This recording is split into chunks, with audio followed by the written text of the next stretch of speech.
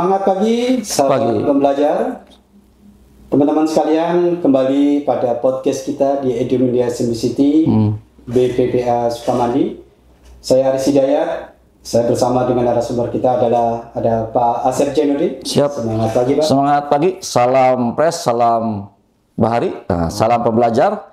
SA 3M, saling asah, asuh, dan saling mengharumkan. Ya. Baik, sahabat pembelajar sekalian, podcast kesempatan kali ini kita akan mencoba membahas strategi penerapan CRM dalam pelayanan prima, terutama dalam rangka membangun hubungan baik bagi customer. Sahabat belajar, kesempatan kali ini dengan Pak Asep akan lebih jelas berkaitan dengan CRM, kemudian bagaimana menerapkan CRM di instansi pemerintah. Kita akan bahas lebih detail dengan Pak Asep pada kesempatan kali. Baik Pak Asep, barangkali pemirsa ini perlu diceritakan apa sebenarnya yang dimaksud dengan CRM itu sendiri Pak Asep. Baik ya. Salam sejahtera untuk semuanya. Jadi terkait dengan CRM itu Pak Aris ya. Ya, jadi itu singkatan sebetulnya dari Customer Relationship Management ya. Nah, jadi terkait dengan manajemen hubungan dengan pelanggan, customer ya, dalam hal ini pelanggan. Ya, kenapa harus kita buat strategi untuk CRM ini kaitannya untuk pelayanan prima ya. Jadi terjaga hubungan yang baik ya antara kita selaku instansi pemerintah kepada pengguna layanan kita, masyarakat. Jadi tentunya ada data-data yang ada di Balai Diklat ya, ataupun instansi pemerintah, data pengguna layanan kita yang tentunya kita jaga gitu ya. Itu mungkin terkait dengan CRM itu. Baik, jadi artinya CRM ini adalah data dalam rangka meningkatkan efektivitas efisiensi dengan customer ya. Siap ya. Nah, kira-kira bagaimana instansi pemerintah ini menerapkan CRM itu sendiri Pak, agar tercipta hubungan yang baik ya dengan customernya Pak. Baik, makasih. Jadi untuk menciptakan hubungan yang baik dengan customer ya, selaku kita lembaga instansi pemerintah, yang tentunya yang pertama adalah kita mengetahui siapa pengguna layanan kita. Kemudian kita lakukan apa kebutuhan masyarakat yang ada di lingkungan kita tersebut ya. Bagaimana terjadinya kebutuhan tersebut dari gapnya tadi apa? Terjadinya miss-nya itu di mana ya. Kemudian setelah itu alangkah baiknya kita lakukan dalam suatu pertemuan atau rembuk atau yang kita lebih kenal dengan konsultasi pelayanan publik tersebut ya. Jadi mereka dihadirkan, apa kebutuhan mereka, apa keluhannya, sehingga mereka dapat memberikan masukan. Jadi kita bisa memetakan program ataupun jenis layanan yang akan kita berikan kepada pengguna layanan tersebut. Jadi kita lakukan seperti itu penerapannya. Kemudian dari sisi internal di instansinya tentunya kita perlu penguatan terkait dengan SDM-nya, programnya, kemudian fasilitasnya, sarana prasarananya, dan tentunya siapa pengguna layanan kita. Itu mungkin terkait dengan implementasi terkait dengan penerapan dalam nanti kita menerapkan CRM di instansi pemerintah. Oke, baik, terima kasih. Artinya tadi sudah dijelaskan apa dan langkahnya saja berkaitan dengan penerapan CRM di instansi pemerintah. Tentu setelah mendapatkan data, kemudian instansi pemerintah itu bisa melakukan pendekatan yang lebih intens gitu ya Pak Asep, sehingga instansi pemerintah itu bisa mengetahui apa yang dibutuhkan oleh betul ya. Nah, tentu ini sesuatu yang luar biasa, sehingga berdasarkan pengalaman Pak Asep mungkin sudah melalang buana melihat gitu ya, penerapan CRM di instansi pemerintah. Nah, kira-kira apa yang menjadi harapan bagi instansi pemerintah sehingga mereka mendapatkan manfaat gitu Pak? Jadi penerapan CRM di instansi pemerintah, apa yang kira-kira akan diterima bagi instansi yang menerapkan CRM ini? Baik, makasih Pak Aris ya.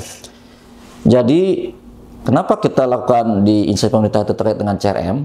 Ya karena kita melihat lembaga yang sudah melakukan CRM di BUMN tentunya, contohnya mungkin terkait dengan di Bank BCA ya. Bank BCA.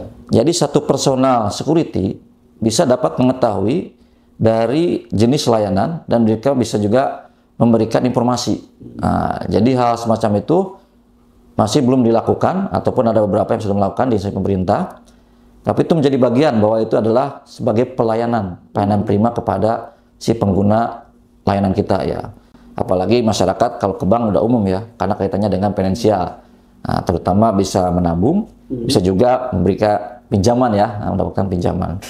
Kemudian terkait tadi dengan instansi pemerintah yang mendapatkan manfaat tersebut ya, ya tentunya dari Kementerian Pemberdayaan Aparatur Negara ya, pemerintah yang telah melakukan jenis layanan yang secara maksimal memberikan pelayanan kepada pengguna layanan tersebut ya, ataupun customer dalam CRM ya, ya tentunya itu akan diberikan reward ya, reward dalam artian sebagai pengguna layanan terbaik ya. Bisa juga kalau sekarang menggunakan aplikasi tentunya ya. Jadi sekarang sudah ke arah digital sebetulnya terkait dengan CRM itu sebenarnya ada digital karena itu bagian dari big data si pengguna layanan ya, semuanya ada data di situ.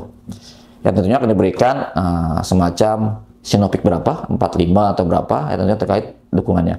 Tapi kalau misalkan di dalam internal kementeriannya, itu dilakukan dengan pelayanan prima atau pelayanan apa? Informatif ya, informatif. Jadi informasi memberikan informasi kepada pengguna layanan. Ya medianya bisa juga tadi bisa menggunakan web atau portal, bisa juga menggunakan Facebook ya, Instagram ataupun lainnya misalnya sosial yang ada ya. Jadi banyak manfaatnya yang diberikan kepada oleh instansi, tentunya memberikan informasi kepada si pelayanan bahwa kita telah melakukan secara lebih baik lagi ya, lebih efisien lagi, kemudian transparansi ya, dan bisa menerima keluhan dan kebutuhan daripada masyarakat. Jadi banyak manfaat yang bisa diambil oleh suatu instansi pemerintah terkait dengan CRM tersebut. Makanya dengan CRM ini bisa tidak langsung si pengguna yang datang hadir secara konvensional, tapi juga bisa dimanapun berada. Yang penting ada sinyal ya, ada internet itu ya. Sekarang kan harus ada kuota. Iya kasih. Ya siap. Ya. Kemudian selanjutnya karena tadi sudah dijelaskan bahwa CRM ini menjadi sebuah kebutuhan bagi instansi, apalagi di era digital gitu ya. Tuntutan masyarakat pengen pelayanan publik itu sudah semakin cepat, semakin murah, semakin mudah gitu ya. Nah, barangkali ada best practice Pak Asep berkaitan dengan penerapan CRM di instansi pemerintah ini. Kira-kira bentuknya itu yang sudah menerapkan itu seperti apa Pak? Baik ya. Jadi sekarang sudah ada beberapa instansi pemerintah yang telah menggunakan CRM. Ya baik itu di kementerian ya ataupun di pemerintah daerah. Nah, tapi kita yang di kementerian contohnya ya, di KKP itu sendiri, Kementerian Kelautan Perikanan, ya contohnya seperti terkait dengan di Pusdatin kita ada portal dalam single on system itu ya. Nah, jadi semua data ada di situ semua, baik itu data pegawai, data kegiatan, surat persuratan, jadi semuanya ada di situ ya. Namun mungkin kelemahannya kalau data itu semua, itu harus safety ya, keamanan datanya ya, keamanan data dan kekuatan server yang ada di situ. Jadi itu salah satunya harus diperkuat ya. Jadi contohnya kalau untuk di pemerintah daerah itu kemarin kita dari Diklat sudah beberapa kali melaksanakan benchmarking ya, baik itu kegiatan pelatihan kepemimpinan ataupun pelatihan teknis ya. Yang contoh yang terbarukan adalah di Mall Pelayanan Publik di Kabupaten Bandung. Jadi mereka sudah terintegrasi pelayanan-pelayanan yang ada di setiap dinas itu dikumpulkan di sana. Nah, tapi dalam satu lokasi ya, itu pun tergantung si dinasnya mau nggak ke sana gitu kan. Ya tentunya harus memiliki beberapa tadi SDM programnya atau apa. Ya jadi masyarakat bisa langsung ke sana. Bisa mungkin satu hari itu bisa menggunakan beberapa layanan. Baik itu pelayanan Dukcapil, pelayanan kesehatan ya, PAM, PDAM, ataupun ya mungkin kalau misalkan ada terkait dengan Samsat atau apa ya bisa juga sana migrasi ya. Jadi itu memudahkan. Kita sampaikan tadi lebih mudah, lebih cepat, lebih efisien dan tentunya lebih nyaman lagi ya. Di mall, namanya mall kan bisa belanja, apalagi kalau misalkan nanti ke depannya mallnya ada tempat rekreasi atau apa, jadi lebih menyenangkan lagi si pengguna layanan ataupun pengguna layanan daripada customer itu sendiri ya. Itu mungkin Pak Aris ya. Baik, artinya contoh yang paling dekat ya mall pelayanan publik itu ya. Ya, betul ya. Apa pendapat ciri ya.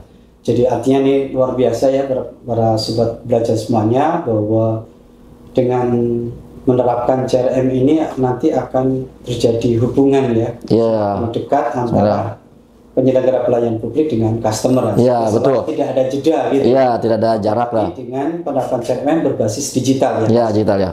Ya, artinya ini luar biasa. Sehingga ini saya kira menjadi daya tarik bagi semua instansi pelayanan publik ya, Bapak teman-teman sekalian, untuk bisa menerapkan CRM ini.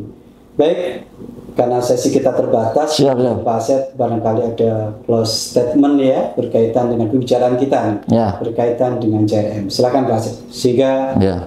pemirsa ini bisa mendapatkan kesimpulan. Ya. Ya, kami silakan Pak Asep. Baik, makasih untuk closing statement-nya. Yang pertama kaitan dengan CRM ini tentunya harus ada komitmen dulu ya. Ya. Komitmen intinya dari pemimpin di suatu instansi ya. Dan mau tidak mau sih ikut sebetulnya ya. Karena ini dinamis, kalau tidak ya akan tuntutan kalau tuntutan kita harus ikut ya, walaupun ya bertahap ya untuk penguatannya.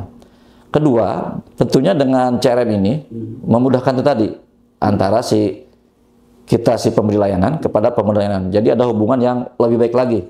Ya, jadi sudah ada semacam ikatan batin ya, ikatan batin yang baik. Namun kita juga memberikan respon yang baik juga, saran, masukan.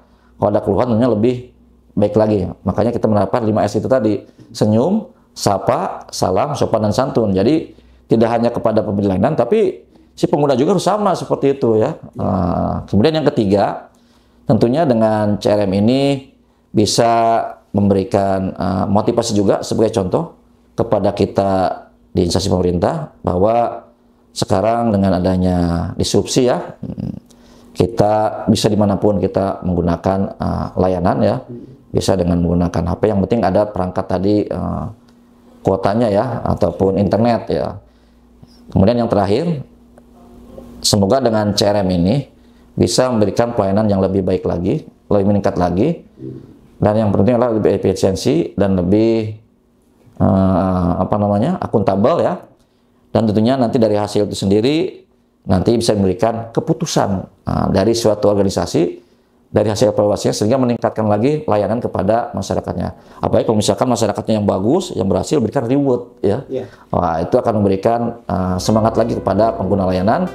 Namun juga kalau pengguna layanan yang kurang baik, kita berikan sosialisasi ataupun pemahaman bagaimana cara menggunakan CRM di instansi pemerintah itu, sehingga si pengguna layanan lebih mantap lagi. Itu saja mungkin Pak Haris, terima kasih. Oke, baik, luar biasa Pak Asep.